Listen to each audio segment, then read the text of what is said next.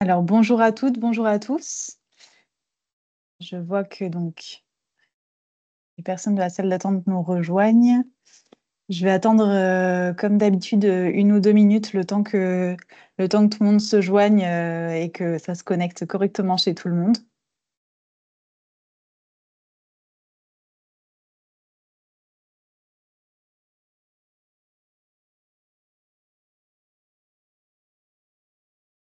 Alors,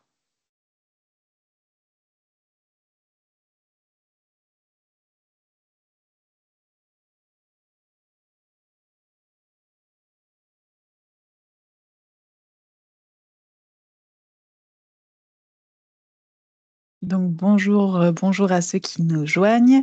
J'attends encore peut-être 1 minute, le temps que les différents inscrits, nous rejoignent et puis ensuite on débutera.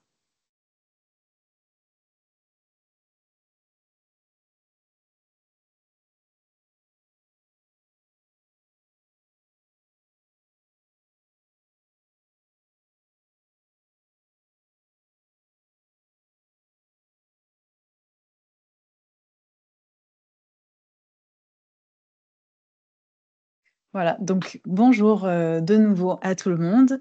Merci beaucoup d'être aujourd'hui avec nous pour ce 12e webinaire. Donc aujourd'hui, on est ensemble pour 2 heures à peu près, donc peut-être un tout petit peu moins, mais c'est l'ordre d'idée. Si vous ne pouvez pas rester l'intégralité, sachez qu'on va enregistrer ce webinaire et qu'on le postera ensuite sur notre chaîne YouTube pour qu'il soit disponible en replay. Et puis pour ceux qui sont absents, peut-être en congé, etc., puissent également le consulter en replay a posteriori. Donc notre sujet d'aujourd'hui, comme vous l'avez vu, il s'agit de parler des employeurs et de comment faire pour les mobiliser, pour encourager l'usage du vélo. Et donc il s'agira pardon, du dernier webinaire avant l'été, parce qu'après on fera une petite pause estivale en termes de webinaire. Et peut-être un petit mot d'introduction, on a également fait ce choix de traiter le sujet des employeurs avant l'été, on va dire, pour éventuellement vous donner des billes pour aiguiller les employeurs en vue de la Semaine européenne de la mobilité, donc qui aura lieu du 16 au 22 septembre. Donc ça peut vous donner un petit peu quelques éléments si besoin. Et sans plus attendre, on va parler du sommaire. Donc, dans une première partie, on va parler de justement comment mobiliser les pros pour plus de vélos, parler du contexte un petit peu qui entoure les déplacements domicile-travail, parler voilà, des émissions que ça engendre, etc. Et puis, traiter des contraintes, entre guillemets, réglementaires que les employeurs peuvent avoir sur ce sujet-là. On aura ensuite un retour d'expérience de la part de Emmanuel Favier, donc de la communauté de communes du Touercé, sur l'accompagnement à la mobilité des entreprises. Et ensuite, dans une seconde partie, on parlera de comment guider et valoriser les employeurs qui souhaitent s'impliquer en faveur du vélo pour leurs salariés. Donc, on aura l'intervention notamment de Max Blancard du label Objectif Employeur Pro Vélo, pour vous présenter un petit peu ce dont il s'agit en termes de label et puis que ça puisse être un petit peu un guide, des premières pistes d'action pour les employeurs qui sont volontaires en la matière.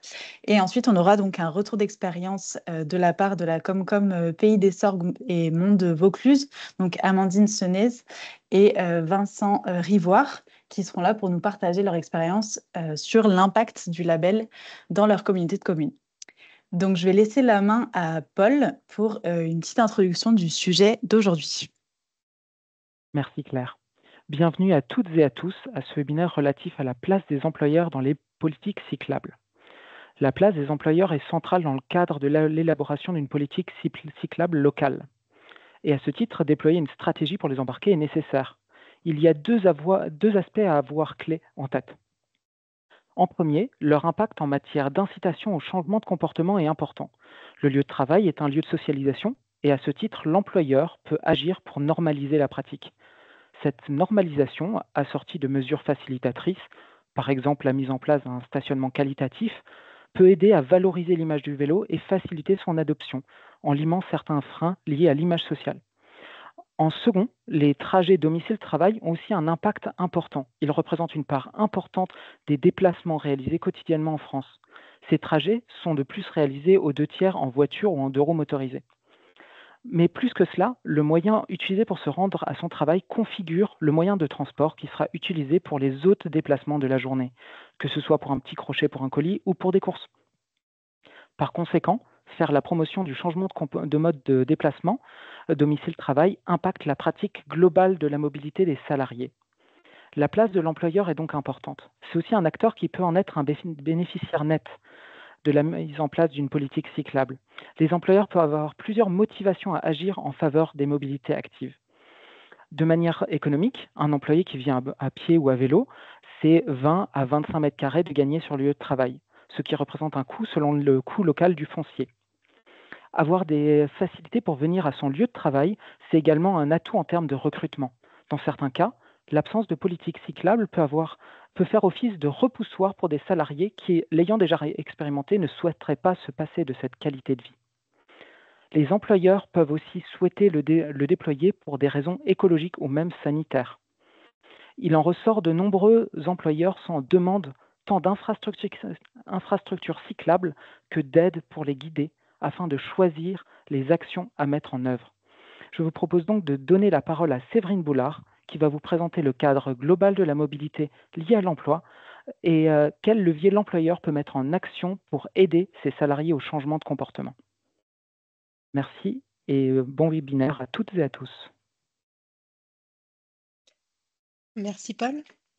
Bonjour à toutes et tous, je suis Séverine Boulard, je travaille au sein du service transport et mobilité de l'ADEME et je travaille spécifiquement sur les sujets de management de la mobilité et d'accompagnement au changement.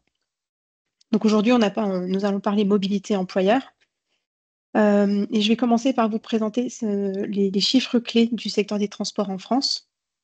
Et Claire, tu peux passer à la slide 3, s'il te plaît. Ah, alors voilà, merci. Donc le secteur des transports, c'est le premier secteur consommateur d'énergie. Donc en 2023, le secteur des transports représentait 34% de la consommation finale d'énergie. C'est un secteur dominé par la route, tant pour le transport de personnes que pour le transport de marchandises. 82% des voyageurs kilomètres réalisés en 2023 l'ont été en voiture particulière.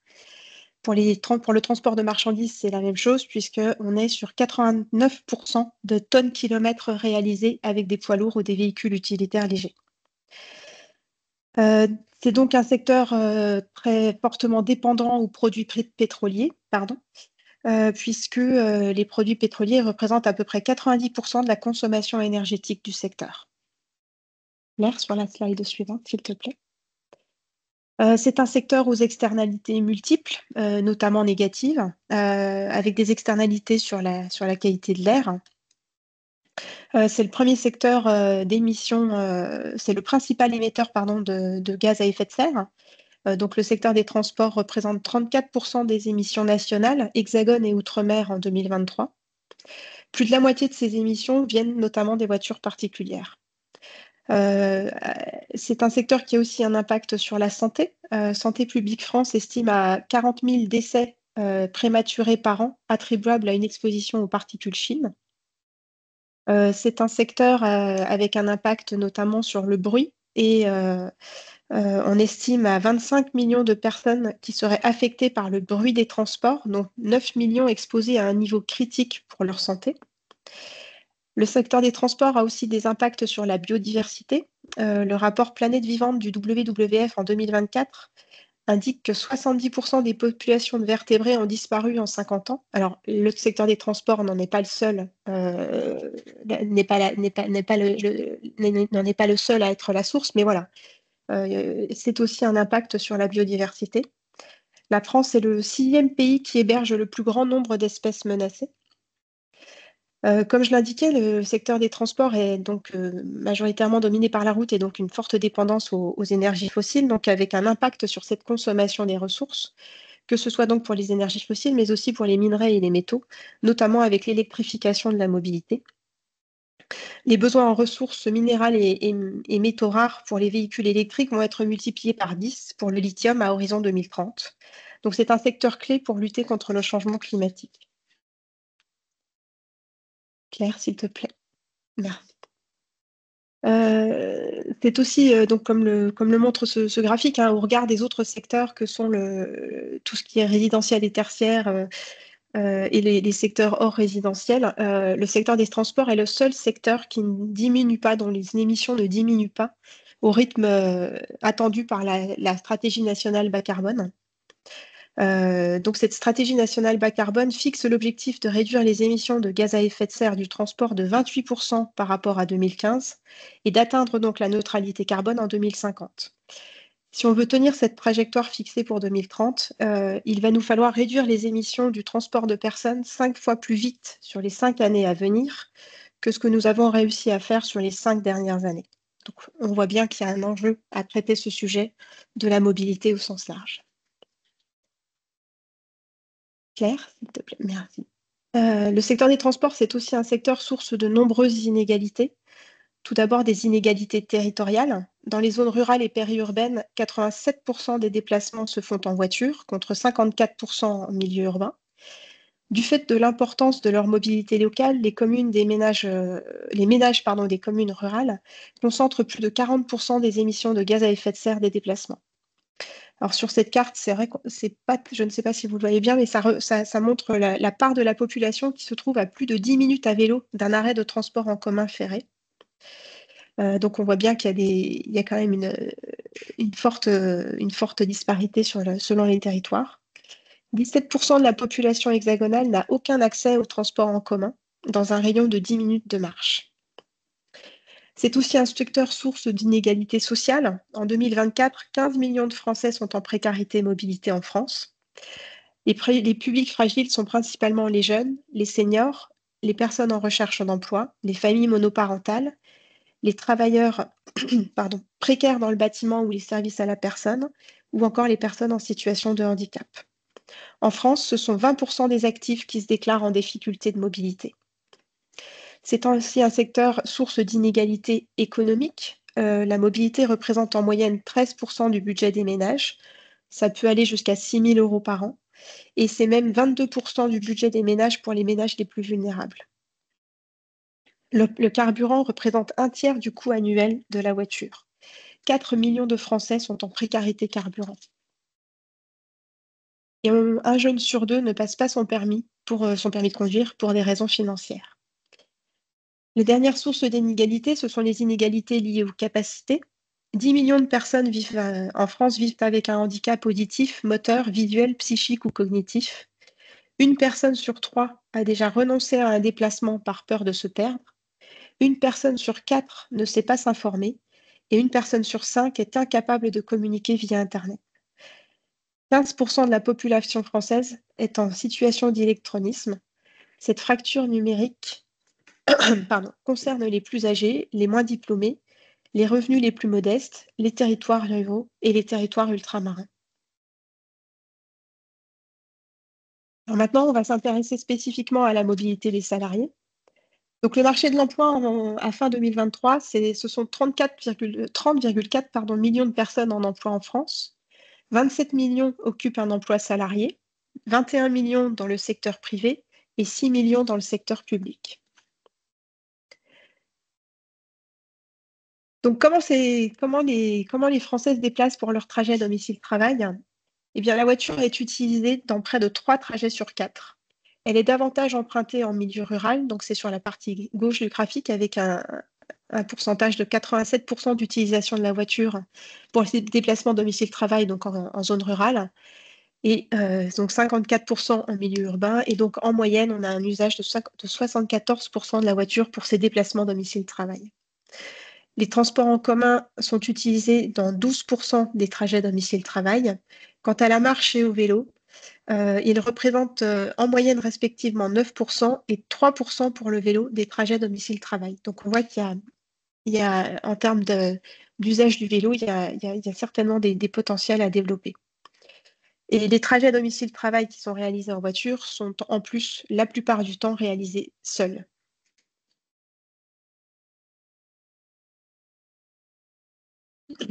Donc, les déplacements de domicile-travail peuvent s'inscrire dans ce qu'on appelle une boucle de déplacement, c'est-à-dire que ce sont plusieurs déplacements ou plusieurs trajets mis bout à bout entre le domicile et le lieu de travail, donc ce qu'on appelle les déplacements chaînés. Toutefois, ce ne sont que 15% des déplacements domicile-travail qui sont des déplacements chaînés. Ça veut dire qu'il y a quand même 75% 85% pardon, des déplacements qui ne sont pas chaînés, donc qui vont du domicile au lieu de travail. Et pour ces déplacements chaînés, le principal motif est l'accompagnement ou la dépose des enfants à l'école. Pour un trajet sur deux, il s'agit d'accompagner l'enfant à l'école. Donc il y a un lien assez fort entre mobilité des salariés et la mobilité des enfants. On observe aussi que les déplacements se font la plupart du temps aux heures de pointe. Donc 30% des trajets commencent entre 7h et 9h et 26% entre 17h et 20h. Et enfin, un dernier chiffre qui concerne les déplacements domicile-travail, il représente 13% des émissions de gaz à effet de serre, soit un peu plus de 17 millions de tonnes de CO2, et donc la quasi-totalité sont dues à la voiture. Donc là, on a parlé de la mobilité domicile-travail, mais ce n'est pas la seule mobilité au sein d'une organisation. Il y a aussi les déplacements professionnels. Et de la même manière, on observe que pour les déplacements professionnels, l'usage de la voiture individuelle reste aussi ou majoritaire, ou en tout cas dans un cas sur deux. Donc selon que les trajets se font à courte distance, donc ce qu'on appelle courte distance, c'est un trajet à moins de 80 km à vol d'oiseau du domicile, ou à longue distance, c'est-à-dire un trajet à plus de 80 km à vol d'oiseau du domicile. Donc pour les trajets courts, on est sur un usage à 80% de la voiture et donc majoritairement seul. Et sur les trajets longue distance, on est à un trajet sur deux qui est fait en voiture et aussi, de la même manière, seul dans le véhicule. Et un dernier impact, c'est le fait que la mobilité impacte la santé et le bien-être des salariés. Elle est notamment source de stress et de fatigue. Une étude coréenne de 2023 a mis en exergue le lien entre la durée des déplacements et le risque de dépression. Donc les employeurs publics et privés ont un rôle important à jouer pour une transition écologique juste et accompagner les salariés vers une mobilité durable. Maintenant, ce que dit la loi sur ces trajets, sur cette mobilité domicile-travail. Donc, je ne vais pas vous détailler cette frise chronologique. Elle vise uniquement à vous montrer que le sujet est pris en compte par les législateurs depuis 25 ans. Donc, même un peu plus d'ailleurs, mais on va dire que les premiers PDE sont apparus au début des années 2000. Donc, PDE, c'est plan de déplacement entreprise, pardon. On est passé de l'incitation à mettre en place des plans de mobilité employeurs, donc c'est le nouveau nom, donc le PDME. Donc on est passé d'une logique d'incitation à une logique d'obligation de plan de mobilité employeur, notamment dans la loi de transition énergétique pour la croissance verte, donc la loi de 2015, qui rendait obligatoire les plans de mobilité employeur pour tout site de plus de 100 salariés. Et cette obligation a disparu avec la LOM, qui est le dernier texte législatif en vigueur. Donc la LOM est venue modifier en profondeur la prise en compte de la mobilité domicile-travail. Elle a d'une part ajouté le thème de la mobilité des salariés à la négociation portant sur la qualité de vie au travail. La mobilité a donc intégré le Code du travail. Et la LOM a aussi créé de nouveaux outils de prise en charge des frais de transport personnel, comme le forfait mobilité durable ou la participation aux frais de recharge. Alors pour les employeurs privés qui emploient au moins 50 salariés sur un même site, l'employeur doit donc engager une négociation annuelle sur la qualité de vie au travail. Et à défaut d'accord sur la mobilité dans le cadre de ces négociations annuelles sur la qualité de vie au travail, l'employeur doit élaborer un plan de mobilité employeur, et ça de manière unilatérale. Pour les employeurs publics, donc disposant d'un parc automobile de plus de 100 véhicules, et dans le cadre de la politique de l'État d'État exemplaire, il y a la circulaire du 13 novembre 2020 qui rend obligatoire les plans de mobilité employeurs. Donc sur cette slide, je pense, Claire le confirmera, mais je pense que la présentation vous sera partagée, ou en tout cas, de toute façon, ce sera dans le replay. Je ne vais pas vous lire l'article du Code des transports, mais c'est juste pour vous indiquer que le plan de mobilité employeur est défini par l'article L 1214 8.2 du Code des transports, Il prend en compte les déplacements domicile-travail et les déplacements professionnels, mais il a aussi vocation à s'intéresser de plus globalement à tous les déplacements liés à l'activité de l'entreprise. Donc, ça peut inclure le transport de marchandises, donc la livraison de marchandises, ça inclut la gestion de flotte, etc. Donc, c'est vraiment l'idée d'avoir une approche globale de la mobilité ou des mobilités liées à l'activité de l'entreprise. Donc, comme je l'indiquais, la LOM a modifié donc, la prise en compte et de la mobilité domicile-travail en proposant des nouveaux outils, des nouveaux outils financiers. Et donc, pour les employeurs privés, seul le remboursement de l'abonnement de transport en commun est obligatoire. Le forfait mobilité durable est facultatif. Depuis le 1er janvier 2025, son montant peut s'élever à 900 € par an et par salarié en cas de cumul avec un abonnement de transport en commun. L'ADEME et la Direction générale des infrastructures et des transports, la DGITM, réalisent depuis 3-4 ans maintenant un baromètre sur le forfait mobilité durable pour évaluer comment les employeurs se saisissent de cette opportunité. Et en 2023, il ressortait qu'un tiers des employeurs interrogés connaissaient le FMD et 29% l'avaient déployé. Donc, il y a encore un enjeu à faire connaître les nouveaux dispositifs de financement des déplacements des salariés, donc à faire connaître auprès des employeurs toutes ces opportunités offertes par la LOM. Pour les employeurs publics, il y a donc plusieurs décrets relatifs à la fonction publique de l'État, à la fonction publique territoriale et à la fonction publique hospitalière. Le montant peut s'élever jusqu'à 300 € par an et par agent. Et puis, différents décrets ont permis de faire évoluer ce forfait mobilité durable pour les fonctions publiques, avec notamment le dernier en 2024, qui vise à ouvrir le bénéfice du forfait mobilité durable aux agents publics qui disposent d'un transport collectif gratuit sur leur territoire.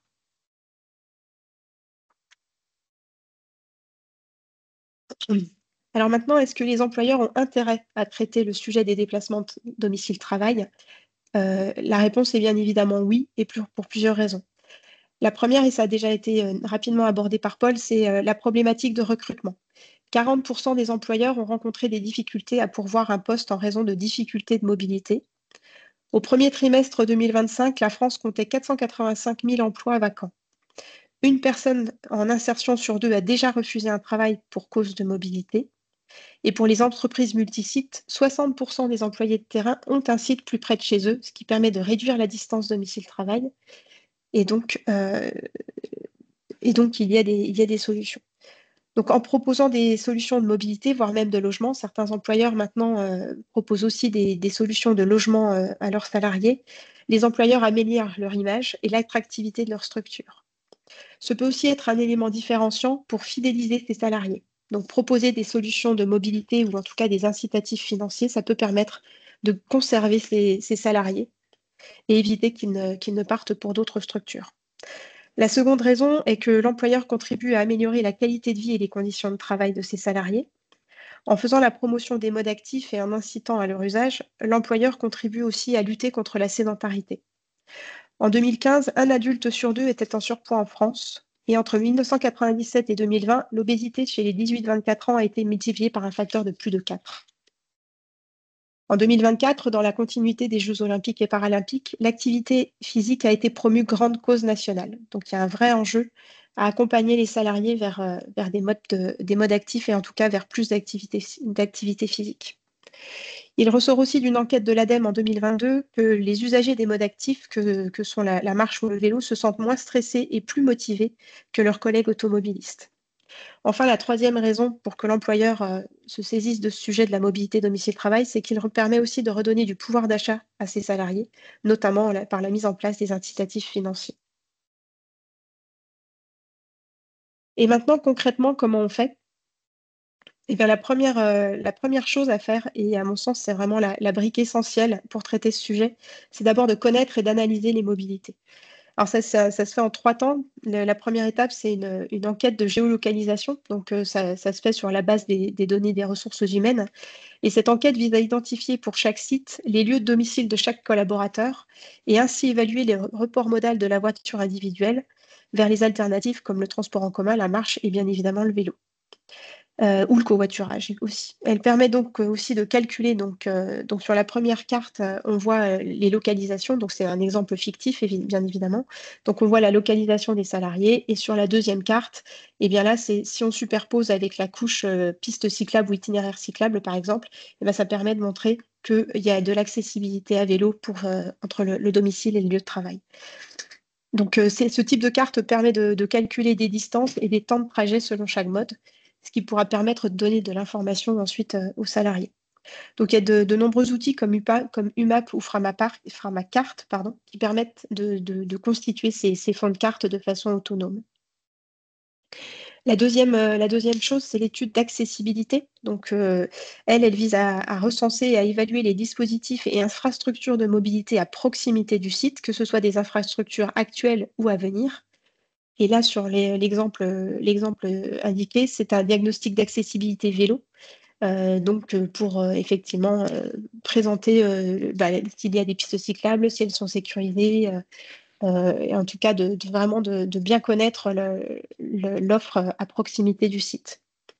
Et la dernière partie, c'est l'enquête sur les pratiques, donc c'est l'enquête auprès des salariés, donc pour connaître leurs pratiques et la représentation qu'ils ont des modes de transport.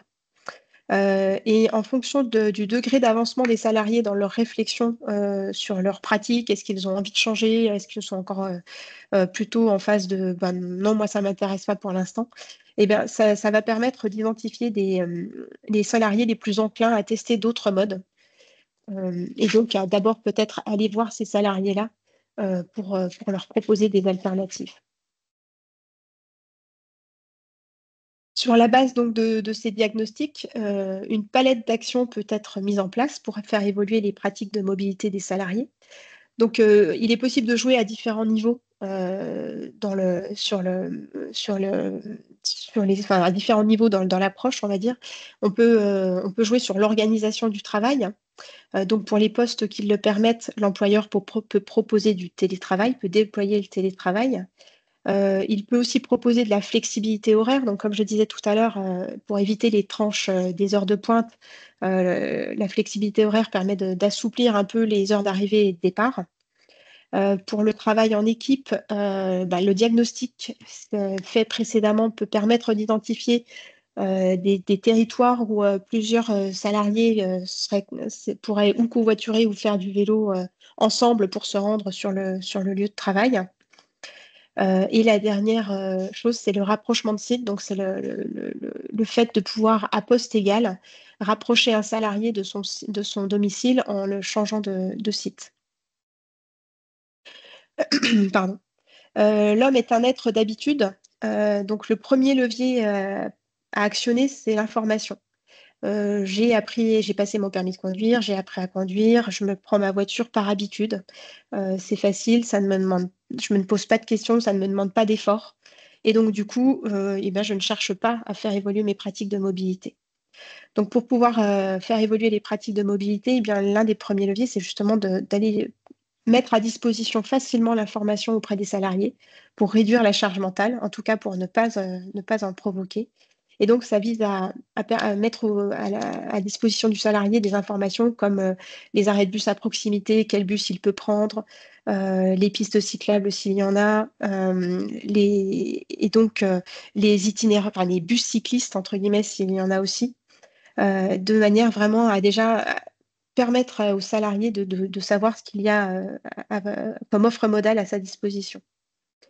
La mobilité s'apprend et s'expérimente, donc au-delà de l'information, il peut aussi être nécessaire de former ou de dispenser des formations pour les salariés.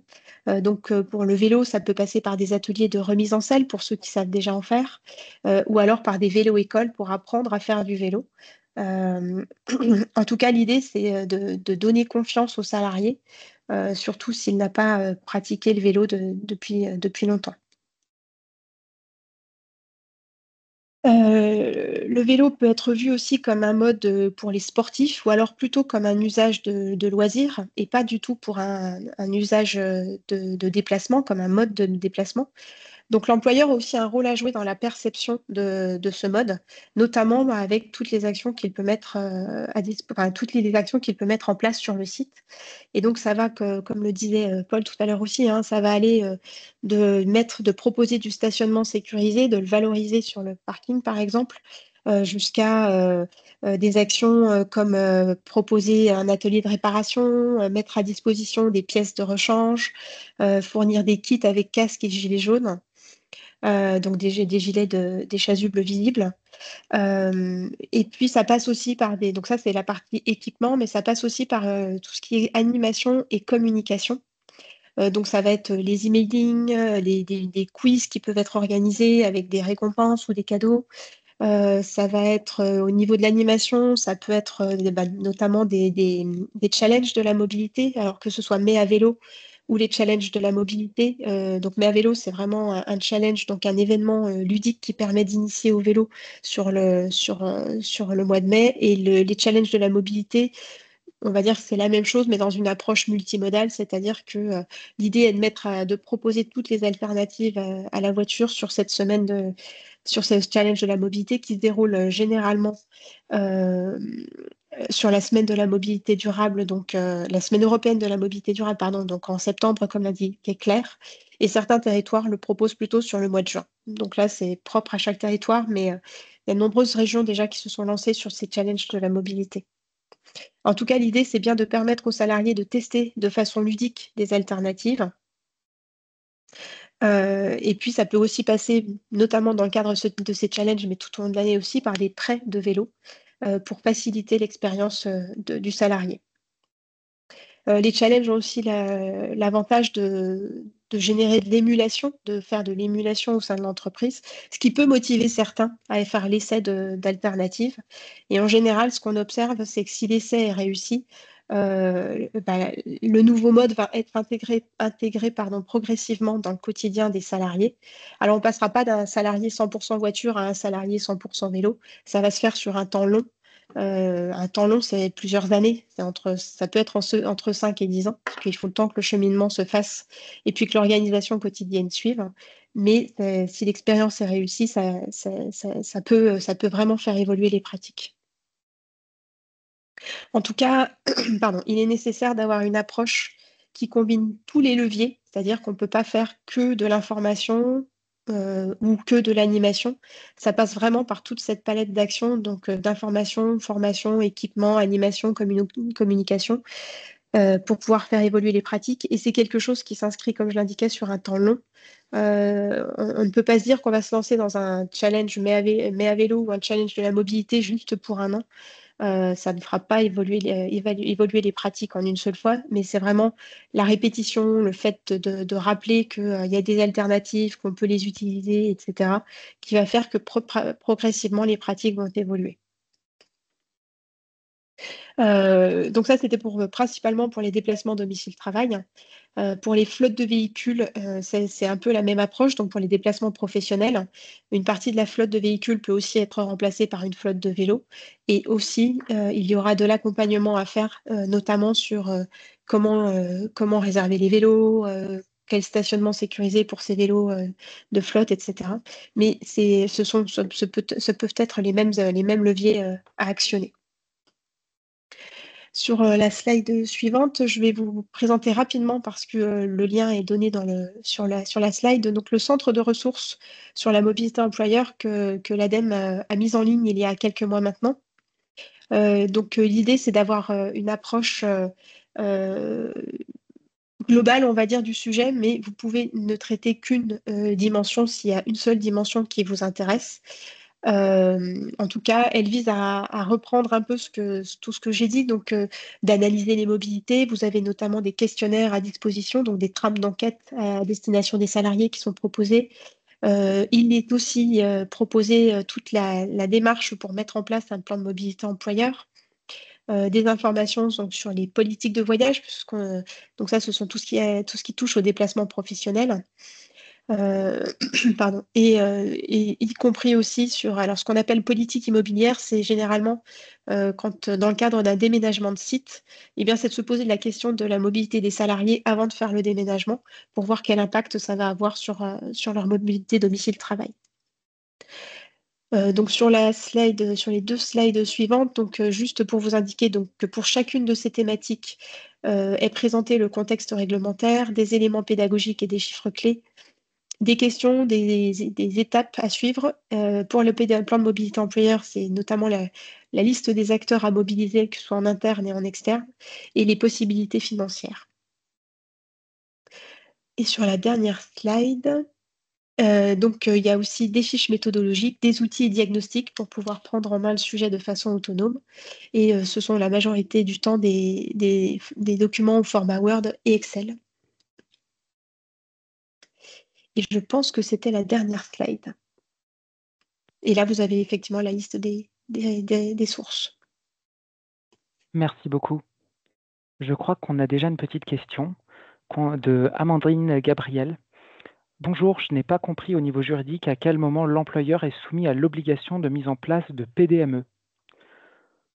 Oui, alors c'est la grande différence qui a apporté la LOM, c'est la loi d'orientation des mobilités, c'est que la priorité est donnée aux négociations, donc au dialogue social et aux négociations annuelles obligatoires. Donc, à l'issue de ces négociations annuelles obligatoires, soit tous les partenaires ont abouti à un accord sur la mobilité, pour traiter le sujet, ou alors il n'y a pas eu d'accord, c'est-à-dire que les partenaires sociaux et l'employeur n'ont pas réussi à se mettre d'accord sur le contenu de l'accord sur la mobilité domicile-travail. Donc, ça conduit à un PV, un procès-verbal de désaccord. Et donc, dans ce cadre-là, donc c'est à défaut d'accord sur la mobilité dans le cadre de CNAO que l'employeur doit réaliser un plan de mobilité employeur. Du coup, on a alors, Amandine Gabriel, si ça n'a pas répondu totalement à votre question, n'hésitez pas à le faire savoir, comme ça on pourra vous donner la parole.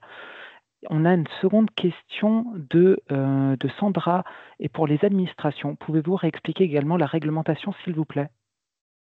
Alors, pour les administrations, c'est la circulaire de 2020 qui indique que pour les établissements publics de plus de 100 véhicules, dont la flotte de véhicules est de plus de 100 véhicules, ont l'obligation de faire un plan de mobilité employeur. Et donc, c'est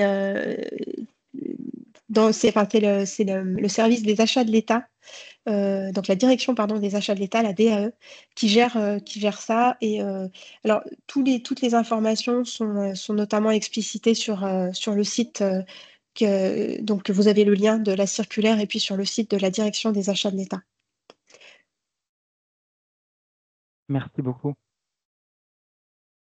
Du coup, Sandra repose une question. Donc, pour l'administration, ça ne dépend pas du tout du nombre d'employés. De ma compréhension, non, c'est plutôt focalisé sur le nombre de véhicules. Et Élise Bourget, ça a répondu à la question d'Élise. Donc, pour l'instant, on n'a pas de questions complémentaires.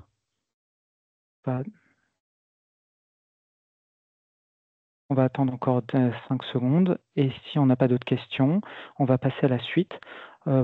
Si vous avez d'autres questions qui vous viennent pendant les autres présentations, n'hésitez pas à les poser. On les passera en fin de webinaire. Merci. Alors du coup, on n'a pas d'autres questions. Donc merci beaucoup Séverine. Et du coup, on va passer au retour d'expérience d'Emmanuel Favier sur mobiliser le secteur privé pour accompagner les changements de pratiques de mobilité des salariés.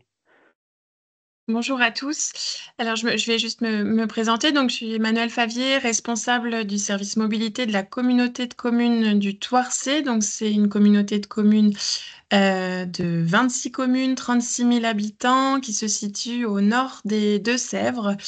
Voilà. Et je vais... donc, c'est un tissu économique industriel assez dense par rapport à la taille du territoire. La collectivité est engagée depuis plusieurs dizaines d'années sur la transition écologique et est reconnue par le label TED. Donc on est 4 étoiles. C'est un territoire rural. On est le premier au national à avoir eu ces 4 étoiles comparé à d'autres collectivités beaucoup plus urbaines. Donc on est assez fiers de l'engagement. Et là, ça se traduit aujourd'hui sur l'accompagnement à la mobilité des entreprises. On est accompagné pour ce travail par une association d'écologie industrielle et territoriale, Recto Verso. Donc, on a la chance d'avoir cette association sur notre territoire. C'est pas forcément le cas partout. Donc, on ne fait pas forcément appel à un bureau d'études extérieur. Pour vous présenter cet accompagnement, donc mobilité au sens large, mais je vais faire un focus sur le vélo en troisième partie. On a en tout début d'année, l'année dernière, réuni les directeurs DRH et QSE ou RSE des entreprises lors d'un atelier mobilité. Et donc, on a eu une participation de 10 à 15 employeurs, les plus gros employeurs du territoire, puisqu'effectivement, ils sont un petit peu dans l'obligation, via leur politique RSE, d'avoir une démarche engagée sur la mobilité. On avait annoncé cet atelier lors des vœux économiques en janvier.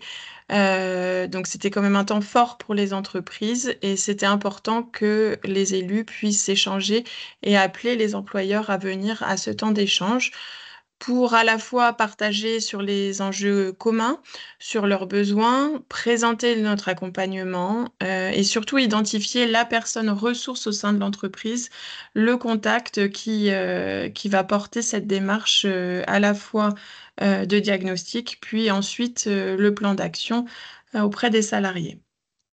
Et puis, on a aussi été chercher des chefs d'entreprise de territoires voisins pour pouvoir témoigner de leur engagement sur la mobilité. Donc, une entreprise qui a mis en place un plan de déplacement d'entreprise, ce qui permet aussi d'avoir effectivement de parler d'égal à égal, hein, de chef d'entreprise à chef d'entreprise, et c'était un peu plus impactant que forcément une chargée de mission qui a bien envie de faire changer les choses, mais qui n'a pas forcément les mêmes préoccupations qu'un chef d'entreprise. Donc, l'échange a été assez intéressant. Donc, on va pouvoir passer à la suite. Donc, Recto Verso, donc cette association nous accompagne, donc on l'a vu dans la présentation précédente, pour ce diagnostic mobilité qui est pris en charge par la collectivité. Donc, l'entreprise n'a rien du tout à payer pour ce travail. On fait l'analyse de l'accessibilité du site, donc tout mode, comme la carte qui a été présentée tout à l'heure, pour savoir effectivement si le cheminement piéton sont sécurisés sur site, des parkings au site ou des arrêts de transport en commun à proximité jusqu'au site. S'il y a du stationnement vélo en place avec des équipements proposés aux cyclistes et si aussi le cheminement jusqu'à l'entreprise est sécurisé. Dans le diagnostic mobilité, on détermine aussi pour notre territoire, donc qui est très rural, surtout le potentiel de covoiturage au sein de l'entreprise et le potentiel aussi d'usagers à vélo. Puisque la zone industrielle est collée aussi à la zone urbaine, donc on a aussi un potentiel important là-dessus. Recto Verso nous a accompagnés également pour la réalisation d'un guide mobilité employeur, donc où on aborde justement les obligations et leviers réglementaires, mais aussi toutes les choses possibles, les financements existants, l'accompagnement, les équipements qu'ils peuvent mettre en place sur site. Je vous mettrai peut-être le lien dans la conversation si vous voulez le télécharger et le feuilleter. Ça rappelle aussi les négociations annuelles obligatoires, le cadre. Donc c'est assez intéressant. On va droit au but pour que cet outil, c'est vraiment un outil un peu clé en main pour les entreprises qui n'ont pas forcément à faire une recherche sur les aspects réglementaires et on le réédite une fois par an au regard des changements nouveaux aussi qui sont arrivés cette année, ou plutôt les labels employeurs pro vélo aussi, les choses qui s'arrêtent en termes de financement.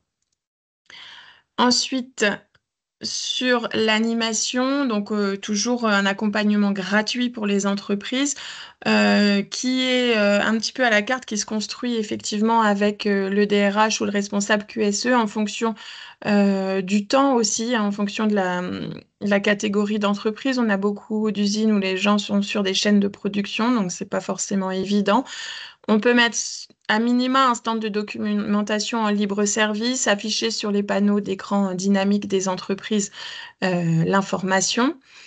On peut venir aussi sur un atelier présenter les différentes solutions de mobilité à disposition sur le territoire. L'idéal, c'est sur la pause méridienne. Au mieux, on a aussi le plus gros employeur, lui, a mobilisé sur inscription et compte le faire un petit peu tous les ans, des ateliers sur du temps de travail. Et c'est vraiment là où c'est intéressant parce que le risque, si c'est sur la pause méridienne, c'est que les employés prennent leur pause et n'aient pas forcément le temps de venir nous voir. Alors que si c'est sur un temps de travail, eh bien, c'est du coup un peu plus engageant. Sur l'atelier vélo ou covoiturage, il y a forcément des essais de vélo assistance électrique avec des parcours de maniabilité. Donc on a la chance d'avoir 7 km de pistes cyclables qui sont livrées en fin d'année, qui traversent la zone d'activité. Donc généralement on fait les essais sur cette piste cyclable.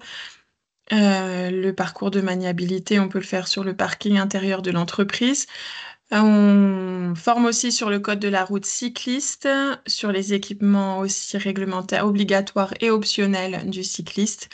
On informe sur les itinéraires et les services vélos que la collectivité met en place en termes de stationnement notamment, sur la réparation, puisqu'on a la maison des mobilités qui est portée par notre centre social qui réalise des ateliers de réparation chaque semaine.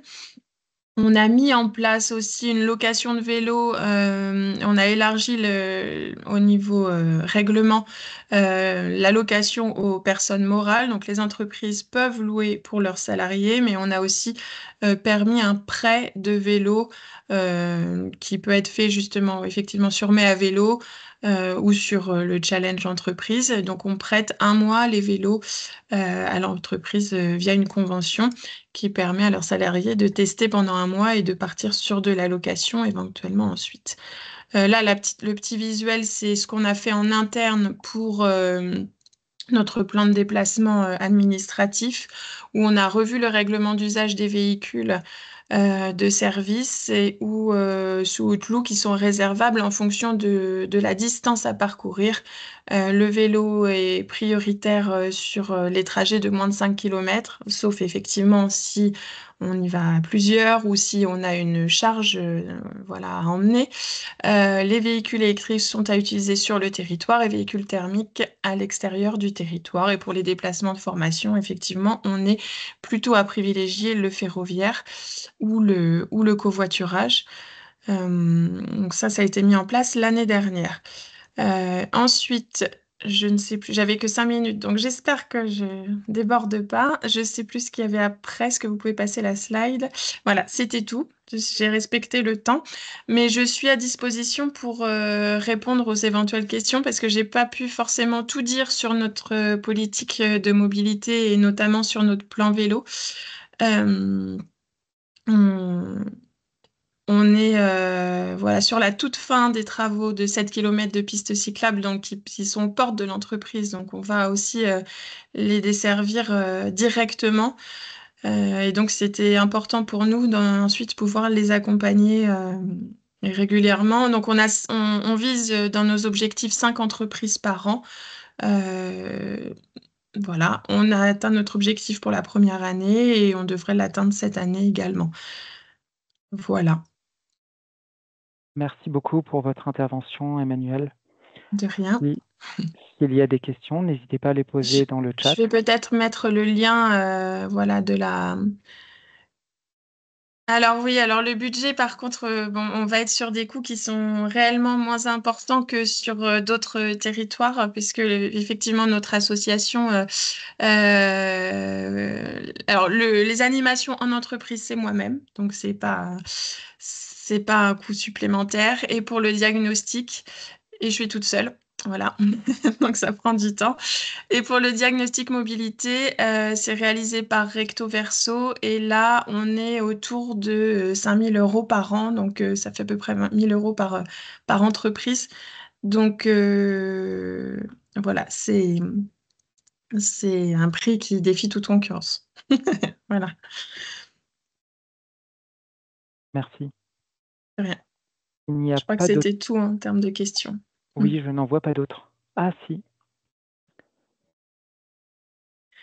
Alors, sur les retours d'entreprise sur les actions mobilité, ben, en tout cas, on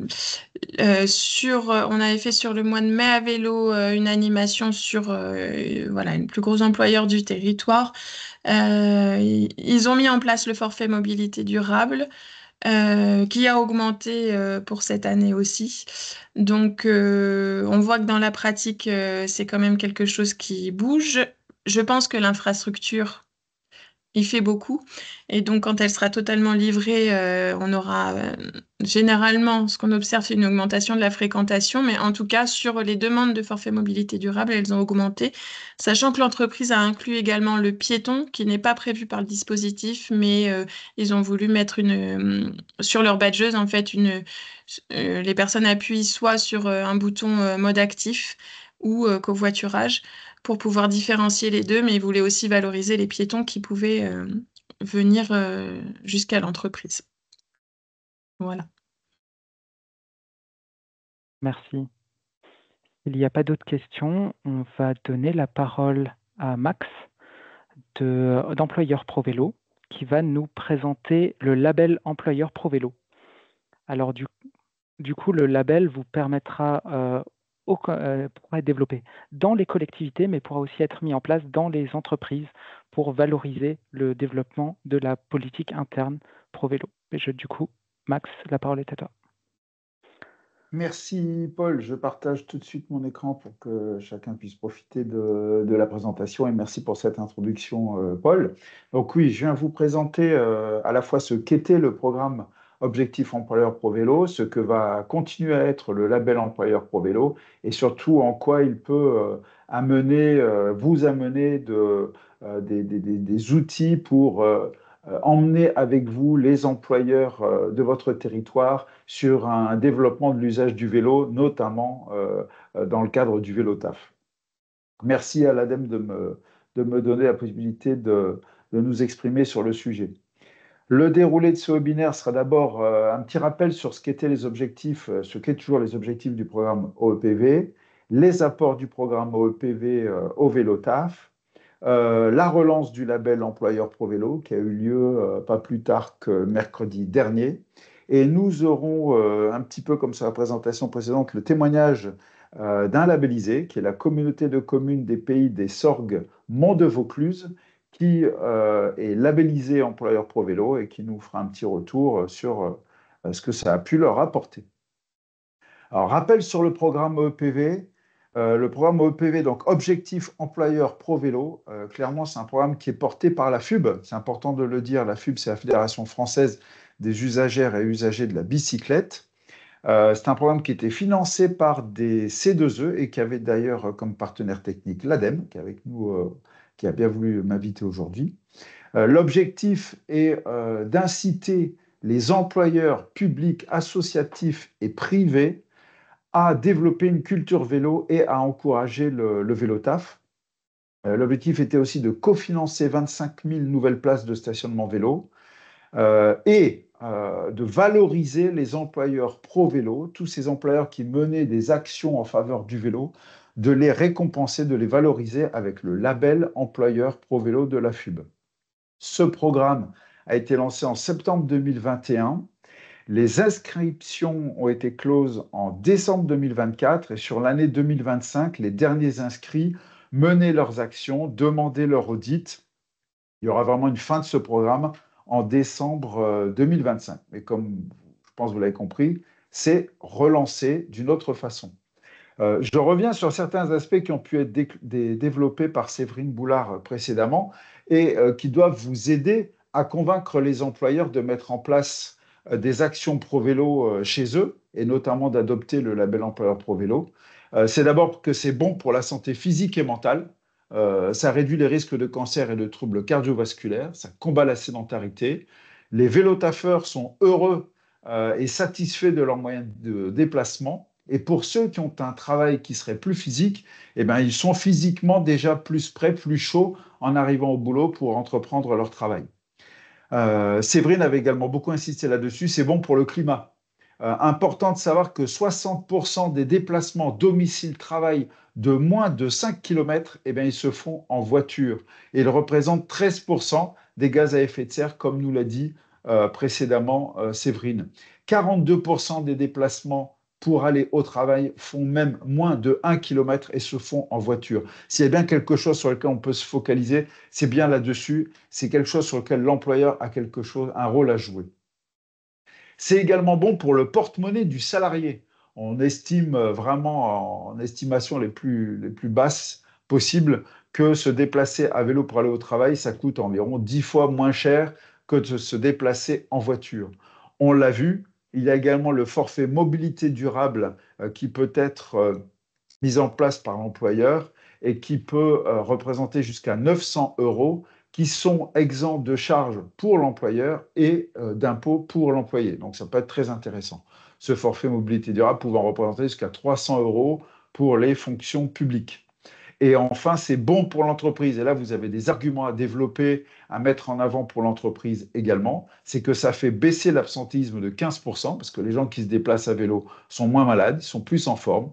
Ça améliore la ponctualité des employés, des agents, parce que quand on se déplace à vélo pour aller travailler, on sait quand on part, on sait quand on arrive. À quelques minutes près, on va avoir toujours le même temps de déplacement, ce qui est loin d'être le cas en voiture. Ça fait revenir les salariés au bureau, certains. Le Covid, le télétravail fait que beaucoup de salariés ont adopté le télétravail et viennent de moins en moins au bureau. Le fait de se déplacer à vélo, eh bien, les salariés retrouvent un certain plaisir à se déplacer, à faire ce trajet et reviennent plus facilement au bureau.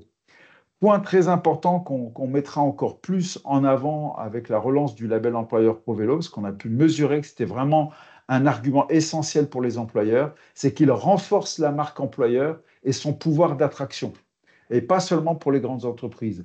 On est face aujourd'hui à de nouvelles générations qui ont besoin de mettre du sens dans le travail qu'ils vont réaliser, et un employeur qui met en place des actions pro-vélo sera plus facilement reconnu et retenu par ces jeunes diplômés ou par ces plus jeunes employés. Je l'ai rajouté pendant la présentation, j'ai trouvé l'argument très intéressant, il a été développé par Séverine, c'est qu'on peut gagner beaucoup de places de stationnement en remplaçant des voitures par des vélos. Donc n'hésitez pas, ça peut être très intéressant.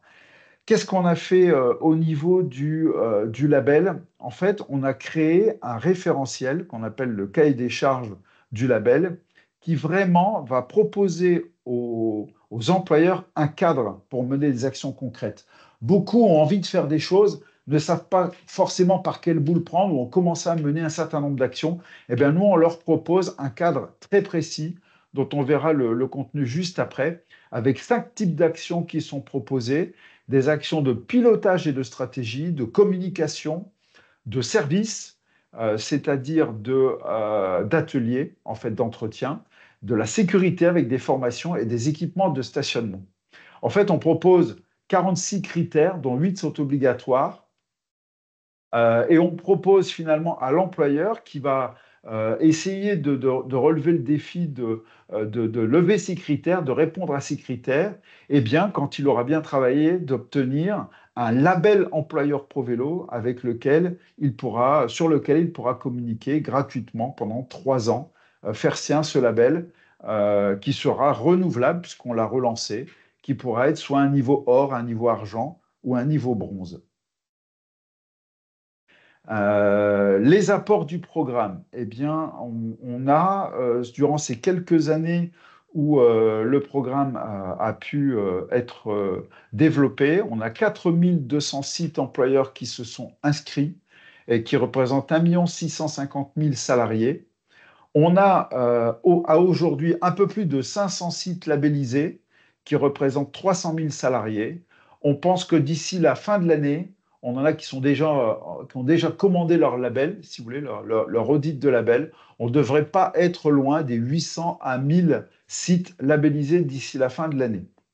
Alors, on couvre à la fois le secteur associatif, les employeurs privés et le secteur public. Vous voyez, 56% des inscrits sont des employeurs du secteur privé, 42% du secteur public et 2% du secteur associatif.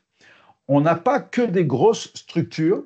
Oui, 32% des sites ont entre 250 et 1000 salariés, mais on a également 35% de sites entre 50 à 250 salariés, 16% de sites de moins de 50 salariés et 17% de sites de plus de 1000 salariés, donc plutôt pour les grandes entreprises.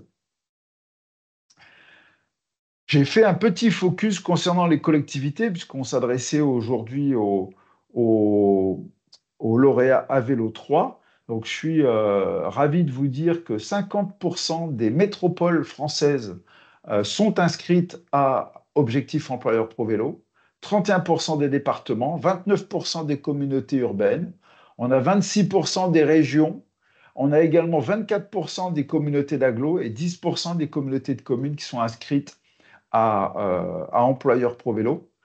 Alors, au niveau des communes, il y a 36 000 communes en France. En fait, peu sont inscrites, mais au plus elles sont grandes, au plus elles sont inscrites. Vous voyez qu'on a 31% des communes de plus de 100 000 habitants qui sont inscrites à Objectif Employeur Pro Vélo. On pense que c'est important parce qu'on pense que la collectivité, en montrant l'exemple, en adhérant, en étant elle-même labellisée Employeur Pro Vélo, joue un rôle moteur. C'est peut-être un petit peu fort quand on veut développer le rôle du vélo de parler de rôle moteur, mais au moins le moteur électrique du VAE, pourquoi pas. Et vous comprenez en voyant ce tableau que si on voit que la Nouvelle-Aquitaine, l'Auvergne-Rhône-Alpes et les Pays de la Loire sont les 3 premières régions en termes d'inscription à EPV, eh bien, elles correspondent aussi quasiment à la représentativité des employeurs inscrits régionalement, puisqu'on voit que Auvergne-Rhône-Alpes concentre le plus grand nombre d'employeurs. En deuxième région, c'est Nouvelle-Aquitaine, et l'Île-de-France est en troisième place, mais les Pays de la Loire, en ayant montré l'exemple avec sa troisième place, représentent le 5e rang le plus important pour les employeurs inscrits. Donc il y a un vrai rôle moteur à jouer par les collectivités. Alors, les apports du label Employeur Pro Vélo, c'est quoi aussi? Alors, c'est important de savoir que le label, il n'est pas réservé à une élite d'employeurs qui auraient déjà mis en place plein d'actions Pro Vélo, puisque lorsqu'on le regarde, la note qu'avaient les employeurs lorsqu'ils se sont inscrits et qu'ils avaient fait l'étape de l'autodiagnostic que proposait le programme, ils étaient à une note de 3 sur 10. Même ceux qui ensuite ont été labellisés, à 63%, lorsqu'ils se sont inscrits, ils étaient à 5 sur 10. 32% n'étaient qu'à 2,5 sur 10. Eh bien, ces employeurs qui avaient une note qui était médiocre, grâce au label et aux actions qu'ils ont menées pour se mettre en conformité avec le label, ils sont arrivés à 10 sur 10. Donc, c'est vraiment une façon de se motiver à mettre en place des actions. Et ça n'est pas réservé à des employeurs qui auraient déjà réalisé la plupart du parcours. Les employeurs enrichissent vraiment leur politique vélo en mettant en œuvre des actions pour remplir les critères manquants. Par exemple, on note que la formation conduite sécurisée à vélo, qui est un critère obligatoire, eh bien, elle était en fait très rarement validée par les employeurs, seulement 7% au départ de leur parcours.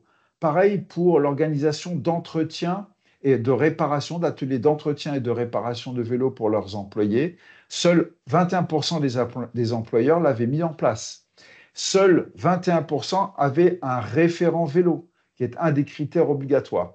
Donc, les vélotaffeurs profitent vraiment de la mise en place, de l'adhésion de leur employeur au label, par la mise en place de toutes ces actions. Les critères obligatoires les mieux remplis au départ par les employeurs vous renseignent aussi sur le profil des entreprises qui adhèrent au label. Par exemple, 46% des employeurs ont déjà mis en place un diagnostic mobilité ou ont commencé à élaborer un plan d'action pro-vélo ou ont fait de la communication vélo vers les salariés. Ça vous aide à les identifier. Les employeurs qui ont déjà mis en place ce type d'action, eh bien, vont pouvoir plus facilement obtenir le label employeur pro-vélo. Certains également employeurs sont identifiables parce qu'ils ont mis en place, par exemple, le forfait mobilité durable à 43%, ont déjà organisé des défis mobilité, ont déjà mis en place de la communication. Ceux-là, n'hésitez pas à aller vers eux et à leur proposer le label employeur pro-vélo, puisque ce sont là des critères soit obligatoires, soit complémentaires, et que les ayant déjà mis en place, ils vont plus facilement pouvoir obtenir le label employeur pro-vélo. Ce label employeur pro-vélo, quand il est mis en place, eh bien, il incite également les employeurs à développer les actions pro-vélo. Ainsi, avec la mise en place du label, nous, on a pu voir le développement de 5 945 places de stationnement. 4 244 vélos ont été réparés avec les ateliers mis en place par les employeurs et 3 311 salariés ont pu bénéficier de prestations comme des formations à la reprise du vélo. Alors, en adhérant au label employeur, ce qui est intéressant également, c'est que vous accédez, vous-même ou les employeurs, à la communauté employeur pro-vélo qui vous propose tout un tas de ressources, notamment, on a eu la question tout à l'heure, des retours d'expérience. Eh bien, sur la communauté employeur pro-vélo, sur le site de la communauté employeur pro-vélo, on a accès, par exemple, à 15 fiches retours d'expérience d'employeurs, du Crédit Mutuel, d'EDF, de Decathlon, de la région PACA, par exemple. Des événements en ligne vous sont proposés. On a également un forum dans lequel 800 membres actifs interviennent. On a des vidéos, des replays, des fiches documents, des outils, des fiches thématiques, des animations d'ateliers employeurs qui sont également proposées. Je sais que prochainement, il y en a un qui est organisé avec l'EDF, par exemple. Donc là, vous avez un exemple de fiches thématiques qui peuvent vous aider à convaincre et à déployer le label employeur pro-vélo vous-même sur le secteur, sur votre territoire. Donc, on a des fiches techniques comme, par exemple, les collectivités territoriales employeur pro-vélo par essence, argumenter en faveur du vélo au travail, quel budget pour construire une stratégie vélo au travail, mise en place d'actions de prévention des accidents à vélo auxquels les employeurs sont assez sensibles. Donc, ces fiches techniques sont accessibles dès que vous êtes adhérent au label employeur pro-vélo. Là, vous avez un autre exemple de documents qui sont également accessibles, comme par exemple une fiche sur le forfait mobilité durable ou comment réduire les impôts grâce aux flottes de vélos en entreprise. Vous avez les retours d'expérience concrets des entreprises et des collectivités dont vous retrouvez le logo sur cet écran. Donc à la fois des entreprises privées, mais aussi des collectivités comme la métropole européenne de Lille, la baie d'Armor Transport, des vidéos, des replays. Et donc, dernièrement, comme le programme employeur pro-vélo arrivait à son terme, nous avons relancé au niveau de la FUB le label employeur pro-vélo, qui va permettre aux employeurs de renforcer leur marque employeur et démarquer leur organisation. Avec en plus le label employeur pro-vélo sera également accordé le Cycle Friendly Employer. Ça va permettre aux employeurs de réduire leurs coûts de déplacement, de participer au bien-être physique et mental de leurs salariés et d'améliorer le bilan carbone de leur organisation. Le parcours est ainsi proposé d'adhérer au label en allant sur le site Employeur ProVélo. Vous accédez à la communauté Employeur ProVélo, vous-même ou les employeurs de votre territoire.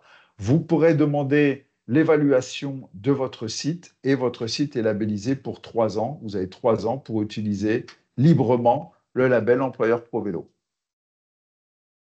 Évidemment, comme nous n'avons plus de participation au travers du programme C2E, qui était le programme Employeur ProVélo, le label Employeur ProVélo devient payant. Vous avez ici la tarification qui est proposée en fonction de la taille du site, avec possibilité d'avoir un tarif préférentiel au-delà de 6 sites.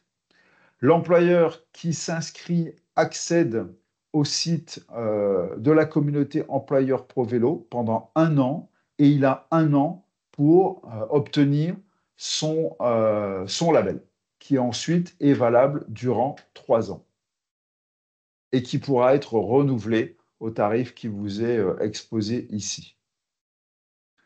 Donc nous, ce qu'on propose à la fois aux collectivités et aux employeurs, c'est de rejoindre les 500 sites qui sont déjà labellisés pour profiter des avantages du label.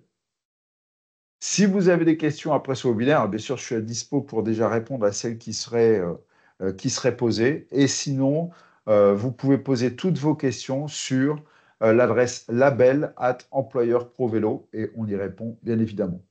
Et juste après, on a le témoignage d'une communauté de communes.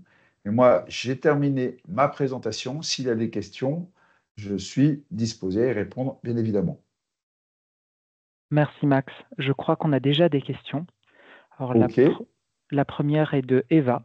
Comment a-t-on réussi à mesurer les 15% d'absentéisme en moins grâce au vélo? Quelle est la source du chiffre? Je crois que c'était une source INSEE. C'est une source que j'utilise depuis très longtemps maintenant, depuis le lancement du programme. Je pourrais peut-être la remettre dans la conversation. Je pense que c'était une source INSEE. Et on a une deuxième question de Élise Bourget. Savez-vous par quelle porte d'entrée est passée l'idée d'inscription au label au sein des entreprises? Est-ce que c'était par du démarchage, la sensibilisation des collectivités, des employés? Alors, on a eu plein de démarches. Au départ, il y avait le site internet Objectif Employeur ProVélo, dont la promotion était faite sur différents sites, dont le site de l'ADEME, par exemple. On a organisé des webinaires, on a fait des présentations auprès des collectivités. Moi-même, étant chargé de promotion, j'avais fait des présentations au travers de webinaires.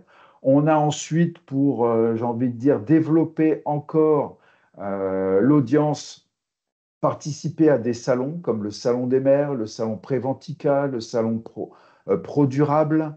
Et enfin, on a, pour le développer encore, fait appel à des responsables de secteur. Donc, on est allé recruter des associations ou des entreprises qui, localement, ont assuré la promotion du programme. On a eu jusqu'à 16 chargés de secteur un peu partout en France qui ont fait la promotion du programme. C'est un petit peu les VRP du programme pendant 14 mois, de novembre 2023 à fin décembre 2024.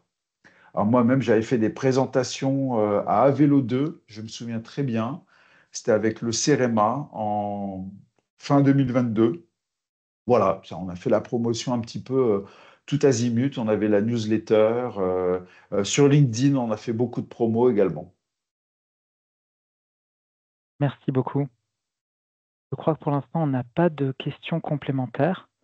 Donc, je vous propose de passer à la prochaine présentation qui va reprendre l'impact du label par Amandine Sénez et Vincent Rivoire de la CC, de la communauté de communes du Pays des Sorgues et Mont de Vaucluse.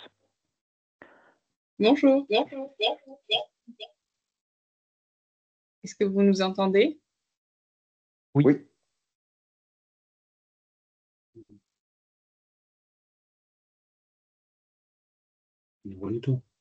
De quoi? Alors, nous, on vous entend, mais Ah oui. Est-ce que ça fonctionne? Oui, on vous entend. Ok.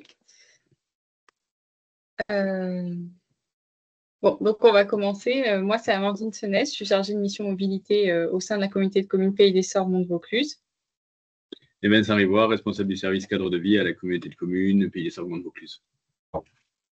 On peut passer à la diapositive suivante. Pour une rapide présentation du territoire, donc nous sommes la communauté de communes Pays d'Essor Monde-Vaucluse. On est situé dans le département de Vaucluse en région PACA. Donc c'est le petit polygone rouge que vous voyez sur la carte. On est une intercommunalité assez réduite en termes de nombre de communes, puisqu'on a seulement 5 communes, donc Châteauneuf-de-Gadagne, Le Thor, Lichard-Sort, Saumanne et Fontaine-de-Vaucluse, pour un total d'environ 33 800 habitants. Nous sommes lauréats à Vélo 3 de l'appel à projet de l'ADEME et aussi membres du réseau EEPV. Sur la diapositive suivante, si on reprend un peu l'historique de notre adhésion au programme, on a commencé d'abord sur un bâtiment, donc, qui s'appelle le bâtiment Ozou. On a adhéré en mars 2024. Toute l'année 2024, on a travaillé à la labellisation du site. Nous avons passé l'audit en début d'année 2025 et on a obtenu un score de 60%, donc ce qui équivaut à un niveau argent. Et puis, on a décidé de continuer le programme sur un autre site, donc cette fois le siège administratif, où là, nous sommes inscrits avant la fermeture en 2024. Donc, on travaille actuellement à la labellisation et on envisage l'audit pour mi-septembre, fin septembre. Sauf que cette fois, on vise 75%, donc un niveau or. Sur la diapositive suivante, au niveau des apports en interne, nous, il faut savoir que quand on a réalisé les autodiagnostics, ils étaient assez moyens. On remplissait seulement entre 3 et 5 critères obligatoires sur 8. Et donc, on avait environ 45% de points forts qui étaient identifiés. Par exemple, dans les critères obligatoires qu'on n'avait pas, il n'y avait pas de suivi de l'accidentalité vélo qui était clairement identifié. On n'avait pas de diagnostic mobilité et donc pas de plan d'action qui correspondait à un éventuel diagnostic mobilité. En fait, c'est vraiment l'accès au cahier des charges qui a permis de faire un état des lieux du site et de dresser une liste des actions à réaliser et aussi de les prioriser en fonction du caractère obligatoire ou non et du nombre de points que ça rapporte. Un des premiers éléments que nous a permis Objectif Employeur Pro Vélo, c'est d'installer du stationnement vélo de qualité pour nos agents, donc via le catalogue de prestations qui a été présenté précédemment. Donc, c'est vrai que OPV, en fait, a pris en charge une partie du coût des abris. Donc, c'est les abris vélos qui sont sur la diapositive. En fait, on a bénéficié d'une prime entre 1 500 et 1 700 euros pour les abris. Sur la diapositive suivante, on a sélectionné 4 points, on va dire 4 grands axes, vraiment d'apport interne d'Objectif Employeur Pro Vélo, même s'il y en a d'autres. Là, ça a été tout ce qui est autour de la communication. Ça nous a permis de développer une communication vraiment centrée sur le vélo. Donc, on a créé des lettres internes pour nos agents dédiées à la mobilité. Donc, elles s'appellent Mobilicom. C'est des lettres internes qui paraissent 2 fois par an. Et donc, elles portent sur les diverses actions qui sont mises en place au sein de la communauté de communes. Donc, ça va être par exemple l'installation des abris vélos, l'aide à l'achat d'un vélo ou encore des informations sur les voiries cyclables. Après, on a aussi encouragé la pratique du vélo. Donc là, c'était en reprenant aussi le cahier des charges au EPV. En fait, on a mis à disposition de nos agents des vélos. Donc actuellement, on a 2 vélos à assistance électrique et un vélo mécanique que les agents peuvent utiliser donc gratuitement pour leurs déplacements aussi bien domicile-travail que professionnel. Et donc là, en fait, il leur suffit de réserver les vélos sur un calendrier en ligne et ça permet vraiment de donner le maximum d'accessibilité aux vélos aux agents. Toujours dans cette même idée, on a mis à disposition du matériel, de l'équipement de sécurité, donc type baudrier rétro-réfléchissant ou encore des bandes rétro-réfléchissantes. Et pour accompagner cette démarche, on a décidé d'installer, et ça c'était un critère qui était dans le cahier des charges, des kits de réparation sur l'ensemble de nos sites, même ceux qui ne sont pas forcément labellisés OPV. Ça nous a aussi permis de retravailler des indicateurs qui étaient existants, notamment le DUERP, donc document unique d'évaluation des risques professionnels, où donc on en avait déjà un, mais il n'y avait pas assez de prise en compte du vélo dedans. Donc on a fait un travail d'amélioration de ce document où aujourd'hui, il prend davantage en compte les risques liés au vélo et ce qu'on fait pour les pallier. Et puis, il y a aussi le forfait mobilité durable. Donc, il était déjà en place au sein de la CCPSMV. Mais si vous voulez, pour simplifier, c'était un classeur Excel avec un recensement des personnes qui utilisaient le vélo ou le covoiturage. Et aujourd'hui, on a mis un calcul automatique dedans et ça nous permet de créer des indicateurs du style la part du vélo dans les déplacements de tel trimestre, de tel mois, ou le nombre d'agents qui utilisent le vélo ou le covoiturage. Et enfin, le dernier point qu'on souhaitait présenter, c'est, pour moi, c'est un des points majeurs que je pense qu'on n'aurait pas forcément réalisé si on n'était pas engagé dans le dispositif, c'est le diagnostic mobilité. Donc, c'est un critère obligatoire de OPV. On n'en avait pas sur le site et donc on s'est lancé dans un travail de plan de mobilité employeur où là, ça a vraiment été un gros travail. Donc, il y a eu la diffusion d'une enquête auprès des agents pour recenser leur mode de déplacement, leur motivation. On a fait une analyse de données sur l'accessibilité de chaque site en transport en commun, en vélo, en voiture, à pied. Et puis, on a exploité aussi les données RH. Et en fait, ce diagnostic nous a permis d'établir un plan d'action donc sur 3 ans qui a pour but de limiter l'utilisation de la voiture individuelle, notamment au profit du vélo. Donc ça, c'est vraiment un point majeur que nous a apporté OEPV. Et je vais laisser la parole à mon collègue pour les apports en externe. Bonjour à tous. Donc, c'est vrai que comme disait Amandine, OEPV, le gros avantage, c'est que c'est vraiment une approche avec vraiment plusieurs entrées. Et c'est vrai que nous, on n'avait pas forcément pris en compte tous ces apports et tout ce que pouvait apporter le dispositif. Et ça a vraiment été une aide précieuse pour nous parce que c'est vrai que la feuille de route mobilité au sein de notre intercommunalité date d'il y a 1 an et demi.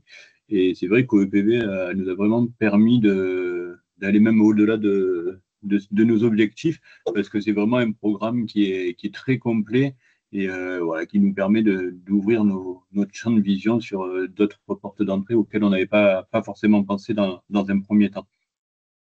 Nous, on avait aussi voulu travailler avec les entreprises, en accompagner les entreprises en mettant à disposition gratuitement des VAE auprès des entreprises volontaires de notre territoire. Donc ça, c'est un dispositif qu'on a pu mettre en place à partir de cette année. Donc il y a un courrier qui a été adressé à toutes les entreprises du territoire pour savoir qui était intéressé par ce dispositif. On a fait une première vague au printemps dernier où il y a 3 entreprises qui ont été sélectionnées. Donc dans ces 3 entreprises, on a mis à disposition 3 vélos à assistance électrique pendant une période de 3 mois. Aussi bien pour usage interne entre les différents sites de l'entreprise ou pour aller à des réunions ou rendez-vous que pour l'usage domicile-travail pour les agents de l'entreprise. Donc tout ça a été bien sûr cadré par des conventions entre nous et l'entreprise et entre l'entreprise et les salariés utilisateurs des vélos. C'est vrai que ce qui a été intéressant pour nous de passer par la labellisation OEPV dans un premier temps, c'est comme je disais tout à l'heure déjà d'avoir une vue d'ensemble de tout ce qu'on peut mettre en place. Et c'est vrai que quand on va démarcher les entreprises de notre territoire pour leur dire bon, mais c'est bien, il faudrait que vous mettiez des choses en place, on est là pour vous accompagner, c'est toujours important et beaucoup plus confortable pour nous d'être, entre guillemets, un peu exemplaire, ou en tout cas d'être dans une démarche pour aller vers cette exemplarité. Et c'est vrai que bon, voilà, les premiers écueils qu'on a souvent, c'est oui, mais est-ce qu'il y a des pistes cyclables qui sont aménagées? Ça, c'est la première approche en général des différents utilisateurs. Donc là, bien sûr, aussi, il y a un gros travail là-dessus sur notre territoire. Mais on se doit aussi de dire, ben voilà, nous, on a testé le prêt de vélo au sein de notre collectivité, on a mis en place le label, on a fait ces opérations, voilà, citer tout ce qu'on a fait pour montrer et encourager les entreprises à rentrer dans cette démarche-là. Peut-être passer à la diapo d'après. Voilà, donc c'est une opération qui a bien marché. Donc, bon, mais bien sûr, tout n'était pas parfait. On a à chaque fois à apprendre et prendre en compte le retour d'expérience. Là, à l'automne, on refait une deuxième vague de mise à disposition de matériel auprès d'entreprises. Et pareil, là, on engage les démarches pour pérenniser ce dispositif pour 2026. Donc, il y aura un appel à candidature qui sera à nouveau lancé pour 2026 à l'automne prochain pour mettre en place ça de manière pérenne et définitive. L'objectif, bien sûr, là, on est sur un roulement entre les différentes entreprises, mais l'objectif, c'est vraiment d'inciter les entreprises et qu'elles se rendent compte qu'il y a un réel intérêt pour elles et pour leurs salariés pour qu'après, de leur côté, elles puissent pérenniser ce système-là, soit juste le prêt de vélo ou soit rentrer dans une démarche plus globale au EPV que nous aussi, on met en avant dans nos rencontres avec ces entreprises. Voilà un peu. Vous avez des questions? Merci beaucoup pour votre intervention. S'il y a des questions, n'hésitez pas à les écrire dans le chat.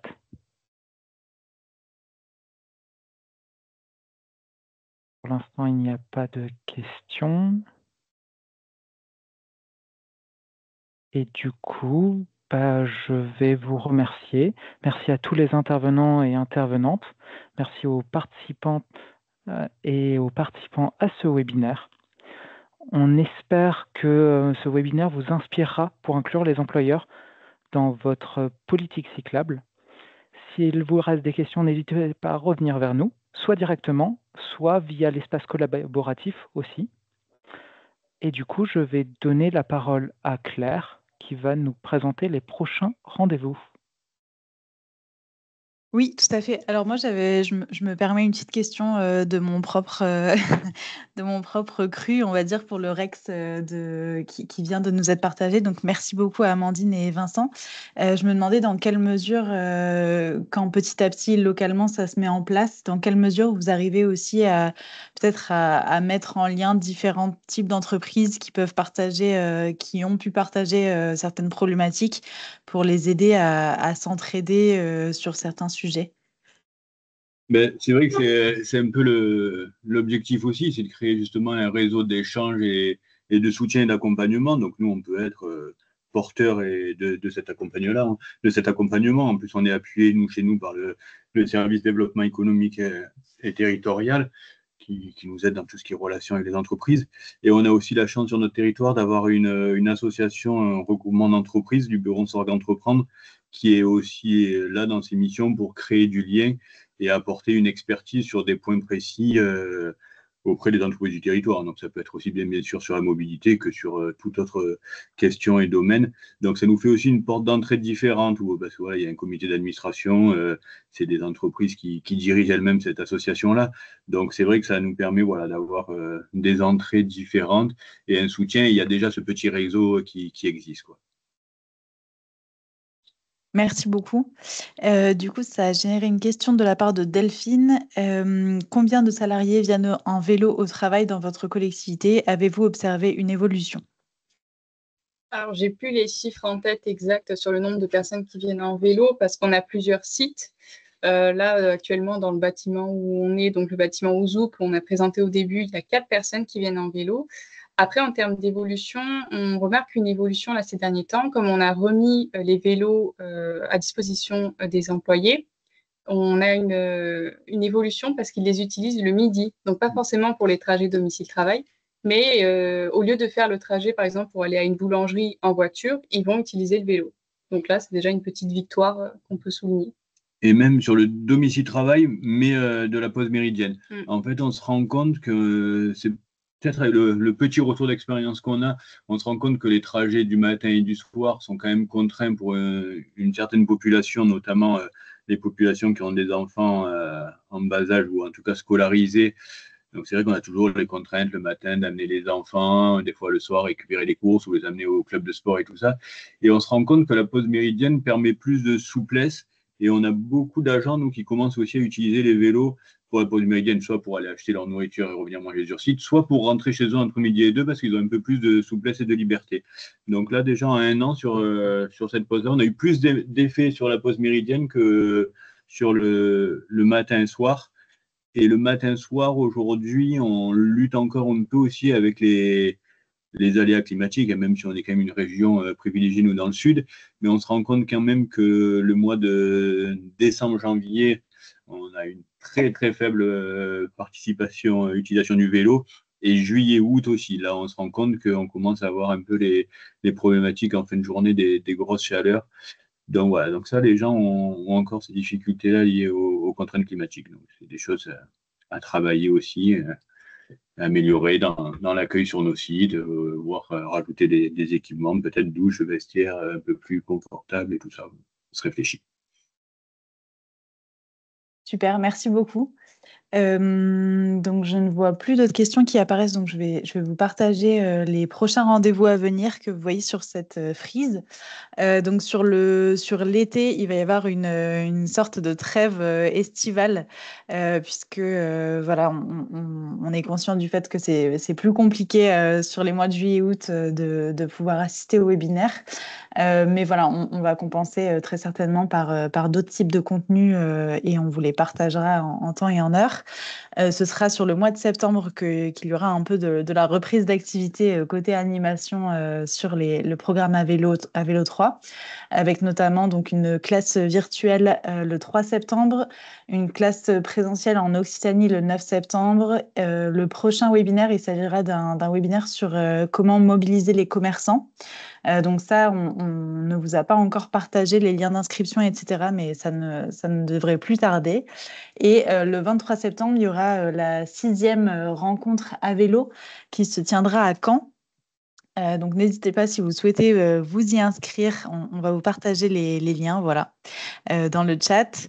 Et il y aura également, on va dire, la reprise pour le 2e semestre du reste des classes présentielles, avec le 23 septembre probablement Auvergne-Rhône-Alpes.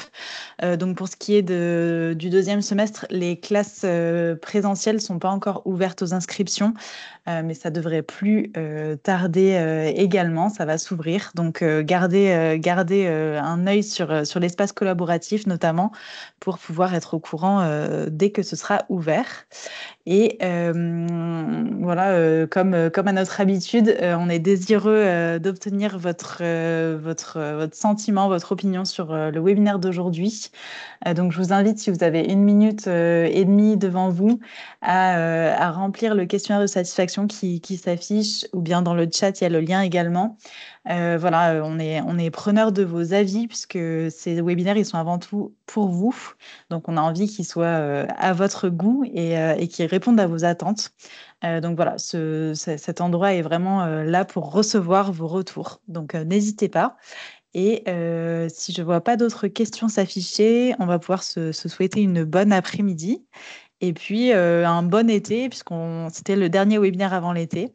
Donc, très bon été à tous et puis on reste en contact si besoin. Merci, au revoir. Merci beaucoup. Au revoir. Merci.